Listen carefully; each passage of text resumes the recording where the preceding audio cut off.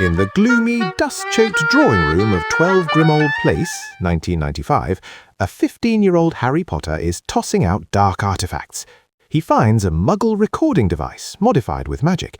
He presses play, and the voices of Sirius and James fills the room. James Potter laughs. Okay, is it recording? This is James Potter, future Minister of Magic, documenting my genius for when I'm old and boring. Sirius snickers. You're already boring, Prongs. Tell the story about the train. That's where our legend actually starts. Transition to 1971. In a train compartment, a young boy sits alone, terrified by the upcoming sorting. The compartment door slides open. James Potter enters from the corridor, dragging a heavy trunk with the confidence of a king. "You all right?" he asks the boy. "You look like you're going to throw up." The boy shakes his head frantically. "It's the sorting.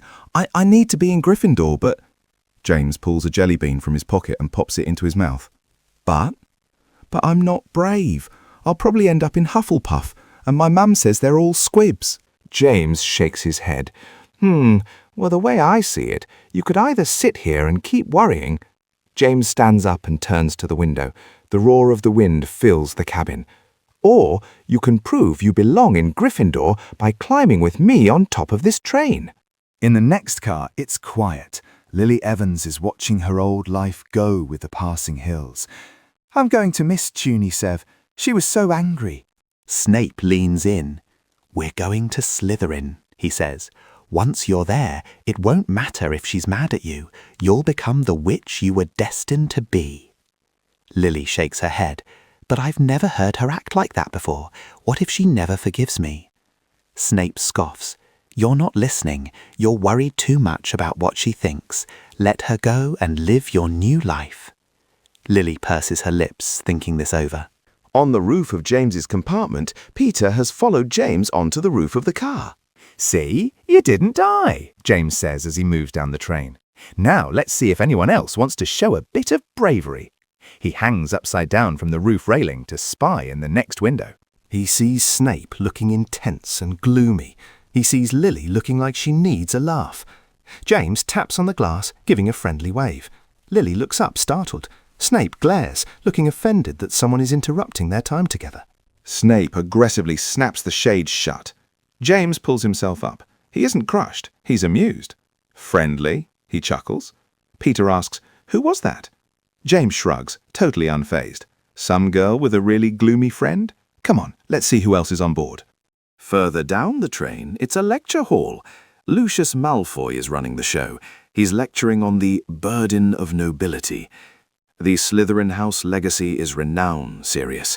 Do not tarnish it with childish behavior." Sirius is staring at the ceiling, dying of boredom. Suddenly, James's head drops down upside down outside the window. He catches Sirius's eye. He doesn't know him, but he recognizes someone not happy with his lot in life. He gives a cool two-finger salute, then waves for Sirius to come. Sirius looks at Lucius, who is still talking, then at the window. "I'm going," Sirius says. Lucius sneers. "Going?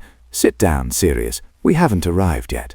"I know," Sirius grins as he reaches the window. "I just need some fresh air." He opens the window and climbs out into the wind, leaving the proper world and a disappointed Lucius behind. To be continued.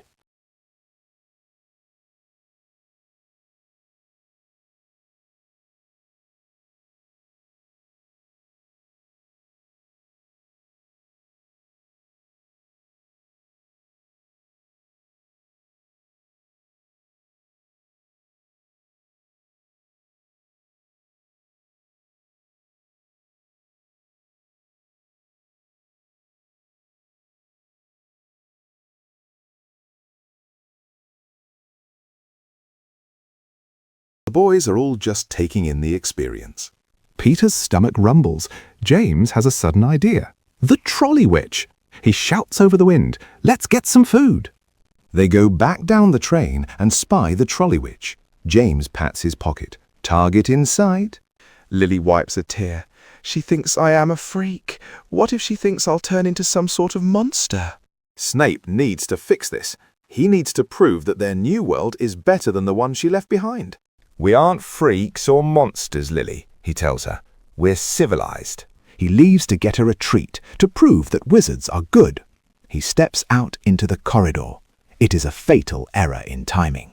They rush past him, not even registering his existence. They find the open door. They pause. Sirius looks at the mountain of sugar. We can't eat all this, Potter. James grins. He leans into the hallway and bellows, "Free sweets! In here!" It's like ringing a dinner bell. The stampede begins instantly. Down the hall, Snape finds the aftermath. James and Sirius drop to Zonko's instant ivy pod to stop pursuit. The hallway is choked with thorns and vines. The witch is physically pinned against the wall. This confirms Lily's fear. Some wizards act like monsters. But he isn't one. He tears at the thorns with his bare hands. He frees her. He acts the hero. He saves her, but it's too late. The cart is picked clean. The hooligans took everything. Snape returns empty-handed, scratched and defeated. Back in the compartment, James has turned the sanctuary into a conquest. The sweets are dumped and the mob descends. Lily tries to stop them, but her voice is drowned out by the riot. The civilized world Snape promised her has been invaded. And outside, unaware of the boys, Snape returns. He clutches his injured hand, ready to apologize for his failure. He slides the door open, walking blindly toward the first worst moment of his life. Inside the compartment, James lounges like royalty while Sirius stares out the window, looking bored and dangerous. Snape enters, going past the rowdy boys, right to Lily. "You'd better be in Slytherin," he says to her. James hears this from across the compartment. "Slytherin? I think I'd leave, wouldn't you?" Sirius shakes his head. "My whole family have been in Slytherin." James grins. "Blimey, and I thought you seemed all right. Maybe I'll break the tradition. Where are you heading if you've got the choice?" James holds up his hand as if lifting an invisible sword. "Gryffindor, where dwell the brave at heart, like my father." Snape mutters to Lily, "If you'd rather be brawny than brainy." James scoffs. "Where are you hoping to go, seeing as you're neither?" James didn't hate the boy. He barely saw him. He just saw a prop.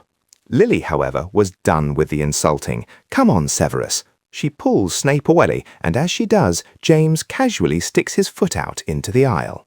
Snape trips, falling hard into the corridor. The rowdy boys erupt in a jagged, cruel roar of laughter.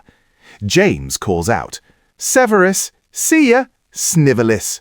The two leave, and James is just enjoying himself when the trolley witch appears at the door, covered in the remains of the instant ivy trap. James sees her and stands his ground. He can see the trouble he's in, but reaches into his pocket and pulls out a heavy velvet bag of galleons. "My father says a bit of gold settles any debt. Take it." But the trolley witch isn't amused. "You think the rules don't apply to the ones who can pay?" The next scene shows James and Sirius on their hands and knees scrubbing the floor. Peter is nearby, desperate to be included. Sirius wipes sweat. James looks at his own raw hands, then at Sirius. A grin starts to break through the grime. Peter sighs. Well, floor's clean. I'd say mischief managed. James looks at Peter. He doesn't mock him. His smile widens. Mischief managed. I like that. The three boys stand up as the train whistle blows. Through the window, the silhouette of Hogwarts Castle rises against the moon. But not all at Hogwarts is as it seems, and shadowed monsters await them, both from without and from within.